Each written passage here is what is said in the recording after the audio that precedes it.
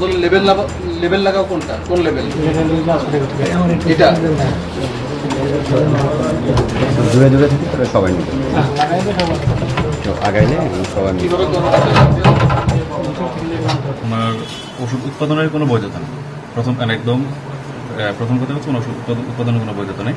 তো সেই ক্ষেত্রে ওনাকে সর্বোচ্চ আইনের আওতায় আনার জন্য আমরা এই লাইসেন্স দিতে দেবো। লাইসেন্স আরোগ্য শর্ত পরিবর্তনের এই ধারায় হচ্ছে আমরা বলছি যে জিনিসটা তৈরি করছে এই জিনিসটা স্বাস্থ্যের জন্য কতটুকু ক্ষতিকর। এটা এখন তো টেস্ট করা ছাড়া এগুলো আসলে বলা যায় না। একটা যে কোনো প্রোডাক্ট আপনি টেস্ট করা ছাড়া বলতে পারবেন না যে হচ্ছে এর ভিতরে কী কী ক্ষতিকর উপাদান রয়েছে।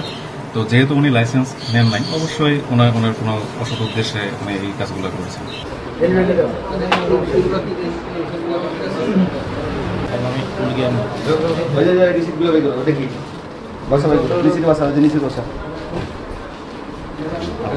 এই প্যাকগুলো বাই করো তো দেখি।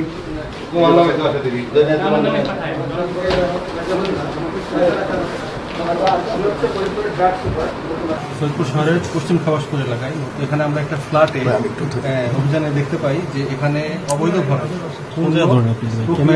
বাজারজাত করা হচ্ছে এবং লাইসেন্সবিহীন। এই পুরো যে প্রচেষ্টা তারা করতেছে কোনো লাইসেন্সবিহীন, তাদের কোনো লাইসেন্স নাই এবং যে লাইসেন্সের যে শর্তগুলো ছিল সেগুলো তারা কোনোটাই যথাযথভাবে পালন করতেছে না। তো এখানে এসে আমরা এই কোম্পানি বা যেটা বলি আমি এখানকার যে মালিক তাকে আমরা পাইনি, তবে এখানে তার যে কর্মচারীরা ছিলেন তাদেরকে পেয়েছি। একজনকে অবৈধভাবে পণ্য উৎপাদন করা এই ভোক্তা অধিকার